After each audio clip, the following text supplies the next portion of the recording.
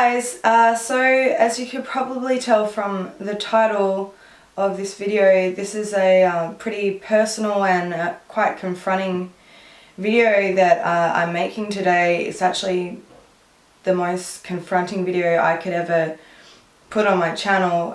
It's something that I've wanted to talk about for a long time, but maybe I didn't feel ready to make the video. But today I'm going to be very, very honest about my life and things that I've gone through. So I guess firstly I want to kind of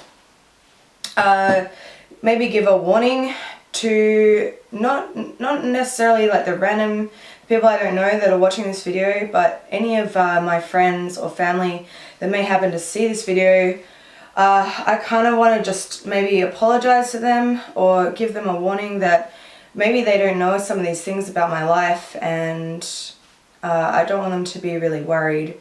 But so I just kind of wanted to say that because this is going to be a pretty full-on video. But the reason I'm making it is because I've wanted to make it for a long time, but I think I wasn't really maybe ready to make the video, or there was things that I didn't know how to really put them into words, and I didn't know how to go about it because it is a very sensitive subject, as you can imagine. Today I'm going to come out about a lot of things in my life that maybe you guys don't know about, maybe you know about it to an extent, but basically just sharing this other side of my life that I'm not always like 100% honest about. So I start off with, hi, my name is Sarah, and I suffer from pretty extreme depression. I have for a long time. The reason I'm making it right now, I mean, you guys know that I'm in Tokyo right now, but I'll be honest, I'm not really having the time of my life. I'm feeling incredibly isolated here. There's the language barrier, I don't really know many people, and I've had some pretty confronting and bad things happen to me since I've been here actually, and I'm actually kind of ready to go home. I'm thinking about moving my flights forward because I don't know how much I can kind of handle being here right now. I don't know if it's really good for my mental health. So I kind of wanted to do this video as maybe some kind of therapy for me to get everything off my chest and talk about it. And maybe to watch it back myself and kind of remind myself of where I've come from and that things have actually improved. I guess the best place to start off with is kind of talking about my personal backstory when it comes to depression and how it all kind of came about. So basically it all kind of started when I was about 13. My parents got divorced and I was having an incredibly bad time at school. I had pretty much no friends. I was very, very bullied. I just felt like I had no one I could turn to and talk to, and that's kind of when I started getting pretty depressed. I've looked back on some of the journals I wrote at that point in my life, and you know, I was only 13 years old, and they're pretty dark, they're pretty intense. So it all kind of started around then. Then I was okay for a while, and when I turned 18 is when things got really bad. I got attacked in Perth, where I used to live. I got bashed by a group of people. I don't know if I've ever told you guys this, and it resulted in me ending up in hospital. I had a shattered wrist, and that's also when I kind of started getting panic attacks. And I also had my first boyfriend. He left the country, and I went out with another guy on a date, and he attacked me in his car. So I basically had a really, really rough year, and that's when I started drinking really badly. So around that time is when I was drinking every day to kind of cope with these things that had happened, and I was drinking like spirits from a flask, like in the day. It was bad. I also lost a lot of weight. I was drinking so much I just didn't feel like eating. And that's when my dad kind of picked up on what was going on, and he was really worried about how much I was drinking. So that's when I tried to kind of get some help. A few years after that, I started going on medication for depression. I've been on and off different medications for a while. I'm currently not on anything, and maybe when I get back home I might. The reason I don't like taking medication like many other people that have severe depression or depressive episodes is that I find that it does affect my personality. So, you know, I'd rather not be on medication, but sometimes it does help things. There's been times when I've been so low that I literally did not see the point on living on this earth. Like, I can remember times when I've thought about throwing myself out of a window or throwing myself in front of a car. At the start of the year I was really depressed, and I was walking with a friend, and all I could think about was just walking in front of a car. And you know, I stopped having those thoughts for a while because I lost a few friends because of suicide. Last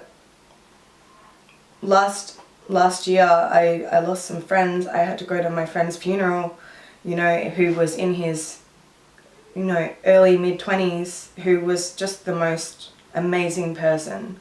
And I had to go to his funeral. And I also had some friends back home that lost one of my friends. She lost her sister. Another one of my friends, she lost her dad. And you know, that really like makes you start thinking about, you realize how much suicide really destroys people's lives around you, and that it's really not the answer to your problems.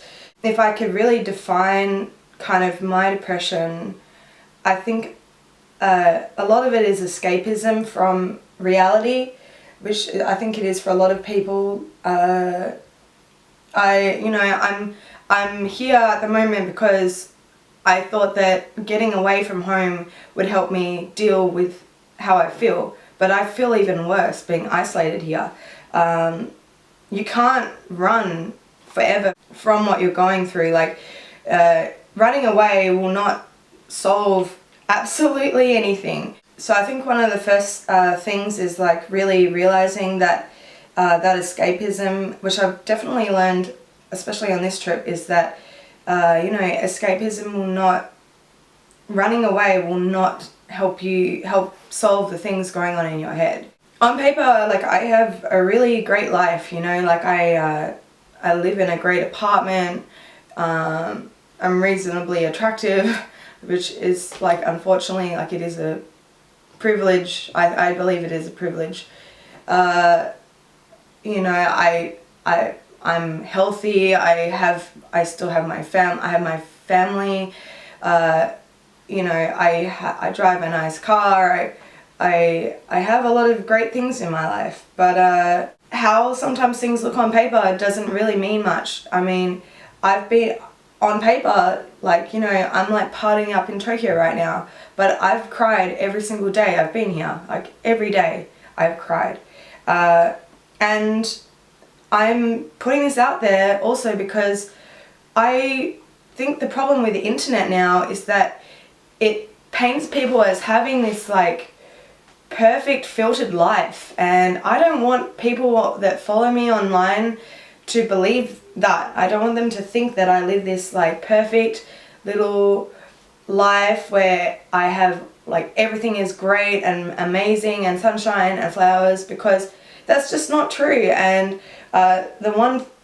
another reason I wanted to put this out there is because I think that the internet puts a lot of pressure on people to, I know that I sometimes look at people that I follow online, and they have the amazing boyfriend, and their career is really going for them, and but I don't really know what their life is like. I don't know them. So I think that it's really important that we start being honest about kind of what we're going through. So like I said, the hardest thing I think about depression is really like addressing it. That's like the first step to kind of dealing with it. So I'll be straight up about kind of why I think I suffer from depression. I am incredibly judgmental of myself. I put a lot of pressure on myself. I'm incredibly worried about the future all the time. I'm worried about what kind of job I'm going to end up having, how I'm going to pay my bills, what kind of career I'm going to have. I've been single mostly for 5 years, which is a really long time.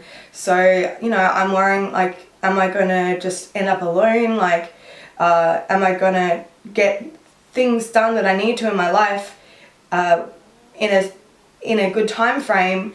And depression really like hinders your progress. It does. I feel like if I didn't suffer from this, that I would have made a lot more progress in things that I want to do, and it has hindered me. There, I said it, like I'm constantly worried about the future. I think that I do have a level of self-loathing, because I just feel like no matter what I do, it's just not good enough. And then I feel like that's why I've been single for so long, because it's just, I'm not good enough, or it's something like that. And it's okay to admit these things, it's okay to say that you're struggling. And the next thing is, you really have to tell someone about it. And that's the next thing I kind of want to get into. So last week was the annual Are You OK Day, and if you guys don't know what that is, it's kind of like the World like Suicide or Depression Awareness Day, where you address like a friend or a family member and ask them, are you okay? And another thing that triggered me making this video is that a friend of mine who doesn't really post on Facebook very much, she recently posted about all these things she was going through, and how no one ever asks her if she's okay unless it was so obvious that she was struggling. I think it's true, like, when's the last time that you turn around to a friend and ask them, are you okay? And I don't just mean like, oh, hey, how's it going? Good. How are you? Good. I mean actually asking them, hey, is everything okay? I feel like there's maybe something that's going on with you right now. Do you want to talk about it? And I think that every single day, Are You Okay Day should be every single day of every single month of every year, that we start turning around and asking our friends and our family, are they okay? And I constantly think in my head, if someone had reached out to people I've known that have ended their lives, ask them if they're okay, if they'd still be here today, like, and you can't think about it, but maybe if we all start reaching out to someone. I mean, if you're watching this video and you're not someone that suffers from depression, then maybe take out of this that maybe someone that you think may be struggling, and maybe try to talk to them, because a lot of it is just having someone to talk to. And I think that's, being isolated in this country, I don't really have anyone to talk to. So it's incredibly, being alone is so hard when you suffer from depression. So please, if you know anyone in your life that you think may be struggling, please just reach out to them and ask them if they're okay. It is so important. Sometimes it's hard for people that haven't suffered from it to understand. I think that it's slowly changing from this whole, just snap out of it, it's okay, it's not a big deal, because depression is a mental illness. It's an illness. It's not something you can just like flick a switch and it goes away. So I think that it's, that needs to be addressed. So I guess I'll get on to maybe the more productive part of this video, which is kind of some coping methods I've found have worked for me. Some of these maybe you already know of, some of them maybe you don't, but these are kind of things that help me deal with depression, because as much as you can't change some things, and it's really hard to kind of have clarity when you suffer, I think that there are things that you can control, and you can make steps to deal with this. So I guess one of the first things that I do, like I said, when I was younger, I used to write a lot of journals. And often writing it down and having it in front of you and just can really help you to clearly see what's going on. Maybe there's a lot of recurring themes. I think that with depression you tend to just have those few nagging thoughts, but they're repeated like over and over and over and over in your head. So sometimes just having it written down on paper, you can maybe start to think of ways of how you can change that situation. I think being around good people and good friends is so important. You know, when you're younger you have so many friends, like when you're in school, but when you get older it becomes harder to meet people. You know, if you're not in like some kind of like school establishment, or you know, you're like working for yourself mostly, it's really hard.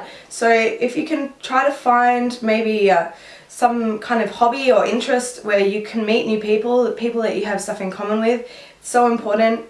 For so long I worked in nightclubs, and I'll be honest, it had a really bad effect on me.